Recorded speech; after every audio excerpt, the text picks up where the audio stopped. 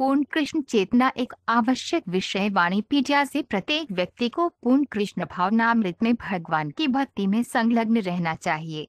हर किसी को यह सोचना चाहिए कि वह इंद्रियों के स्वामी ऋषिकेश द्वारा एक विशेष प्रकार के व्यवसाय में लगा हुआ है, और जिस कार्य में व्यक्ति लगा हुआ है उसके परिणाम से भगवान श्री कृष्ण की पूजा की जानी चाहिए। यदि कोई सदैव पूर्ण कृष्ण चेतना में इसी तरह सोचता है तो भगवान की कृपा से वह हर चीज से पूरी तरह अवगत हो जाता है। यही जीवन की पूर्णता है। श्रील प्रभुपाद की पुस्तकें, व्याख्यान, वार्तालाप और पत्र इस आवश्यक विषय की व्यापक प्रस्तुति प्रदान करते हैं, जैसा कि वाणी कोट्स पूर्ण कृष्ण चेतना श्रेणी में देखा गया है। उनकी पुस्तकों का एक परिचय निम्नलिखित 8 उद्धरणों में दिया गया है। श्रील प्रभुपाद की पुस्तकों से उद्धरण: पूर्ण कृष्ण चेतना में एक भक्त सतही तौर पर एक महान कर्मी प्रतीत होता है जो हमेशा काम करता है, लेकिन भक्त की गतिविधियों का आंतरिक महत्व यह है कि वे सर्वोच्च भगवान की संतुष्टि के लिए हैं। इसे भक्ति या भक्ति सेवा कहा जाता है। अर्जुन जाहिर तौर पर एक योद्धा था, लेकिन जब उसने अपनी लड़ाई से भगवान कृष्ण की इंद्रियों को संतुष्ट किया तो वह एक भक्त बन गया।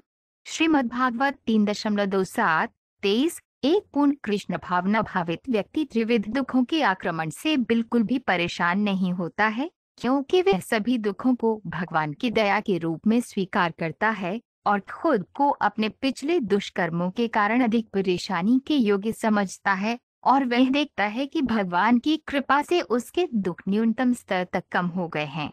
इसी प्रकार जब वह सुखी होता है तो स्वयं को सुख के अयोग्य समझकर इसका श्रेय भगवान को देता है। उसे एहसास होता है कि ये केवल भगवान की कृपा के कारण है कि वे इतनी आरामदायक स्थिति में है और भगवान को बेहतर सेवा प्रदान करने में सक्षम है। भगवद गीता 2.5-6। भगवान ने उत्तर दिया है कि जिस परिवार में प्रहलाद जैसा वैष्णव पैदा होता है, न केवल उसके पिता बल्कि उसके पिता के पिता और उनके पिता 14वें पिता तक सभी का स्वतः ही उद्धार हो जाता है। इसलिए निष्कर्ष ये है कि कृष्ण चेतना परिवार, समाज और सभी जीवित संस्थाओं के लिए सभी अच्छे कार्यों का योग है। चैतन्य चरितामृत में लेखक कहते हैं कि कृष्ण चेतना से पूरी तरह परिचित व्यक्ति कोई भी अनुष्ठान नहीं करता है, क्योंकि वह जानता है कि केवल पूर्ण कृष्ण चेतना में कृष्ण की सेवा करने से सभी अनुष्ठान स्वचालित रूप से किए जाते हैं। श्रीमद्भागवत 3.20-43। मेरे बारे में पूर्ण चेतना वाला व्यक्ति मुझे सभी यज्ञों और तपस्याओं का परम लाभार्थी, सभी ग्रहों और देवताओं का सर्वोच्च भगवान और सभी जीवों का परोपकारी और शुभ चिंतक जानकर भौतिक दुखों की पीड़ा से शांति प्राप्त करता है। कौम भगवत गीता 5.29। पूर्ण कृष्ण चेतना वाला व्यक्ति अपने अस्तित्व के कर्तव्यों को निष्पादित करने के लिए अनावश्यक रूप से चिंतित नहीं होता है। मूर्ख लोग सभी चिंताओं से इस महान मुक्ति को नहीं समझ सकते। जो व्यक्ति कृष्ण भावनामृत में कार्य करता है उसके लिए भगवान कृष्ण सबसे घनिष्ठ मित्र बन जाते हैं। वह हमेशा अपने मित्र के आराम का ख्याल रखता है और वह स्वयं को अपने मित्र को सौंप देता है, जो भगवान को प्रसन्न करने के लिए दिन के 24 घंटे समर्पित होकर काम करता है।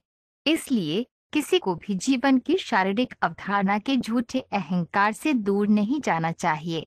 भगवद गीता 18.5-8। कृष्ण चेतना आंदोलन कैसे पूरी दुनिया का ध्यान आकर्षित कर सकता है और कैसे प्रत्येक व्यक्ति इस कृष्ण चेतना में आनंद महसूस कर सकता है, ये पद्म पुराण में इस प्रकार बताया गया है। एक व्यक्ति जो पूर्ण कृष्ण चेतना में भक्ति सेवा में लगा हुआ है, समझा जाए कि वह पूरी दुनिया की सर्वोत्तम सेवा कर रहा है और दुनिया में हर किसी को खुश कर रहा है। मानव समाज के अलावा वह पेड़ों और जानवरों को भी खुश कर रहा है, क्योंकि वे भी इस तरह के आंदोलन से आकर्षित होते हैं। भक्ति का अमृत 1। जब कोई भक्त तथाकथित संकट की स्थिति में होता है तो वह इसे भगवान के परम व्यक्तित्व का उपहार या आशीर्वाद मानता है। जब कोई भक्त जीवन की किसी भी स्थिति में हमेशा कृष्ण चेतना में स्थित होता है तो उसे मुक्तिपति सा दया भक्त भगवान के पास घर लौटने के लिए एक आदर्श उम्मीदवार के रूप में वर्णित किया जाता है। दया भक्त शब्द का अर्थ है विरासत। एक पुत्र को अपने पिता की संपत्ति विरासत में मिलती है। इसी तरह जब भक्त पूरी तरह से कृष्ण भावना भावित होता है, द्वंद्वों से परेशान नहीं होता है, तो उसे यकीन होता है कि वे यह भगवान के पास वापस लौट आएगा, जैसे किसी को अपने पिता की संपत्ति विरासत में मिलती है। श्रीमद्भागवत 7.9-31। कृष्ण की व्यक्तिगत सेवा में बुद्धि का अवशोषण और कृष्ण की पूर्ण चेतना हमेशा आत्म साक्षात्कार और मुक्ति का मार्ग है। अनावश्यक रूप से उत्तेजित हुए बिना यदि हम लगातार हरे कृष्ण कृष्ण कृष्ण हरे हरे हरे राम राम राम हरे हरे का जाप करके कृष्ण चेतना की प्रक्रिया को अपनाते हैं, तो जन्म और मृत्यु के चक्र को रोका जा सकता है। अच्छे के लिए। श्रीमद्भागवत 3.31-21।